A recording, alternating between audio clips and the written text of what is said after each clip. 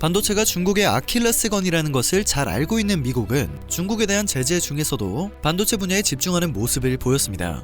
효과는 바로 나타나기 시작했고, 한때 삼성과 스마트폰 시장 세계 1위를 다투던 화웨이는 엄청난 타격을 받았습니다. 중국도 당할 수만은 없다는 입장으로 반도체를 사람의 심장에 비유하는 등 개발 의지를 불태우고 있고, 정부의 총력에 힘을 얻고 내년 말까지 첨단 미세 공정의 관문으로 여겨지는 14나노미터급 반도체를 자체 기술로 양산할 수 있다는 관측도 나오긴 하지만, 한국의 삼성전자와 대만의 TSMC를 따라잡기엔 아직 역부족이라는 평가를 받고 있습니다. 반도체가 바로 인프라라며 반도체 생산의 중요성을 느낀 미국도 반도체를 국가 안보가 걸린 전략 물자로 보고 있습니다. 때문에 삼성전자를 비롯한 외국 반도체 제조업체에 미국에서 반도체를 생산하고 판매하라는 요구를 노골적으로 하고 있죠.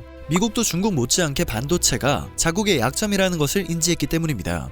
자기 자본 수익률만 중시하다 보니 미국 업계는 연구개발과 판매만 직접 해왔고, 고정비가 많이 드는 생산은 위탁하는 방식을 택했습니다. 그 결과 세계 반도체 시장 판매 점유율은 47%이지만 생산 점유율은 12%에 그치고 있습니다. 생산은 한국과 대만에 크게 의존을 하고 있는 실정이죠. 중국과의 갈등으로 인해 대만과 한국의 반도체 수출이 차질을 빚을 경우 미국 산업계가 올스톱 될 수도 있다는 우려가 나오는 이유입니다. 차량 반도체 부족 사태에서 볼 수 있었듯 반도체 공급이 끊기면 전투기와 우주항공 등을 비롯한 국방산업 타격도 불가피하기 때문에 실제 안보 위기 사태까지 벌어질 수 있습니다. 때문에 미국 국방부와 상무부가 직접 반도체 기술 보호에 나섰고, 의회도 힘을 보태고 있는 것입니다. 이러한 상황에서 우리나라가 반도체 강국이라는 것은 축복과 같은 일입니다. 4차 산업혁명은 스마트폰과 자동차, 가전기기 사용으로 생성된 빅데이터 등을 이용해 인공지능 AI와 로봇을 누가 잘 만드느냐의 경쟁으로 축약된다고 봐도 무방한데요. 만일 반도체가 없다면 스마트폰과 자동차, 가전기기 등은 말 그대로 무용지물이기 때문입니다. 칩을 지배하는 사람이 21세기를 지배한다는 말이 나온 이유이며, 미국과 중국이 반도체 수급 확보에 사활을 건 배경입니다. 그리고 한국은 여기서 엄청난 힘을 가지고 있는 것입니다. 전 세계 시장의 64%를 점유하고 있는 대만의 반도체 파운드리 공장이 중국의 대만 무력 침공을 막고 있다는 분석처럼, 삼성전자와 SK하이닉스 등의 반도체 생산 기지는 우리나라를 지켜줄 방패이자 무기 역할을 하고 있다는 분석도 있습니다. 이러한 한국의 모습이 마냥 부러웠던 일본이 반도체 산업 부활을 꿈꾸고 나섰습니다. 반도체 산업을 경제 안보의 핵심으로 보고 일본의 입지를 다지겠다는 전략입니다. 6월 30일 지지통신에 따르면 가지야마 히로시 경제산업 장관은 반도체 등 주요 물자 확보 방안을 담은 2021년 통상 백서를 29일 내각회의에 제출했다고 합니다. 백서는 코로나 감염 확대와 미중 갈등을 계기로 기존 공급망의 취약함이 드러나면서 각국이 경제 안전 보장 강화에 힘을 쓰고 있다며, 반도체를 비롯한 주요 물자 확보를 위해 생산 거점을 다양화하고 미국과 유럽 등 주요 국가와의 신뢰를 축으로 공급망을 새로 재편하는 것이 중요해졌다는 내용을 담고 있었습니다.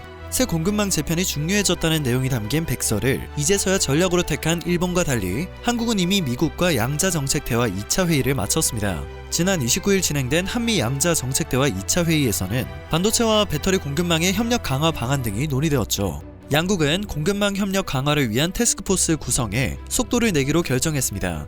미국을 따라하기라도 하는 듯 바이든 대통령에 이어 반도체 공급망을 내세운 스가 총리는 신반도체 동맹도 언급을 했는데요. 이후 일본 언론에서는 한국이 세계 반도체 질서의 재편 속에서 고립될 수 있다는 보도가 전해졌습니다.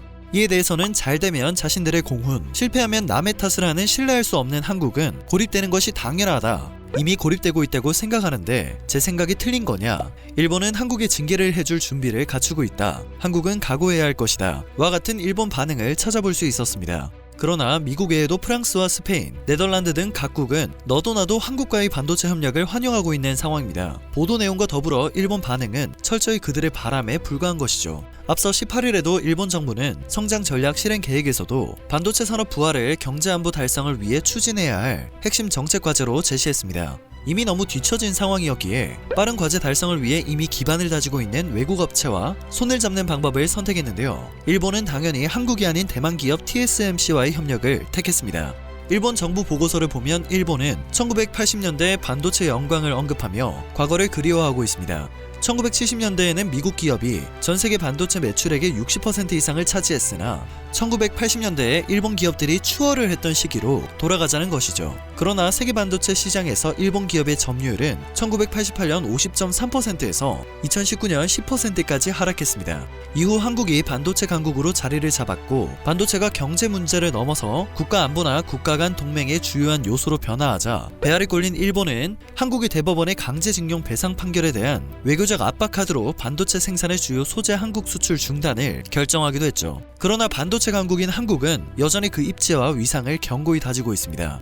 일본이 빠른 시일 내에 반도체 경쟁력을 회복할 수 있을지에 대해서는 내부에서도 회의적 분석이 나오고 있습니다. 반도체 산업 연구자 유노가미 다카시는 일본 반도체 패전사에서 일본 기업은 과잉 기술, 과잉 품질이란 병에 걸려 세계 시장의 빠른 흐름에 대처하지 못하고 D램 생산 시장을 한국 등에 내주고 몰락했다며 정신이 바짝 차려질 만큼의 묵직한 팩트를 날렸습니다. 1990년대 들어 구축된 세계적 공급망에 뛰어드는 대신 고품질 D램 생산에만 몰두하다 글로벌 분업체제에 적극하다만 한국 등에 밀렸다는 지적이었죠. 일본 경제매체 현대비즈니스도 아무리 보조금을 주고 생산기지를 유치해도 현 상태의 일본 기업의 의사결정 체제와 경영 전략으로는 일본의 반도체 산업을 부활시킬 수도 한국의 반도체 산업을 넘어설 수도 없다고 논평했습니다. 실제로 일본이 반도체 산업 부활을 꿈꾸는 현 시점에 한국은 이미 정상급인 국내 반도체 산업의 경쟁력을 더 강화하려 움직이고 있습니다. 정부는 당장 올해 하반기부터 세제 금융 지원 등으로 핵심 산업 경쟁력 강화에 나서는 한편 규제 혁신 등으로 기업 부담 완화를 꾀하고 있습니다.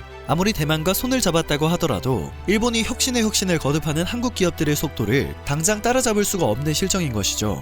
또 우리나라는 반도체와 배터리, 백신 등 분야 기술에 대한 별도 지원 트랙을 마련하고 국가 핵심 전략산업 경쟁력 강화를 위한 특별법 제정 등으로 핵심 산업을 본격적으로 육성한다는 계획이며 국가안보 차원에서 핵심 기술 등을 보호하는 규정도 마련될 예정입니다.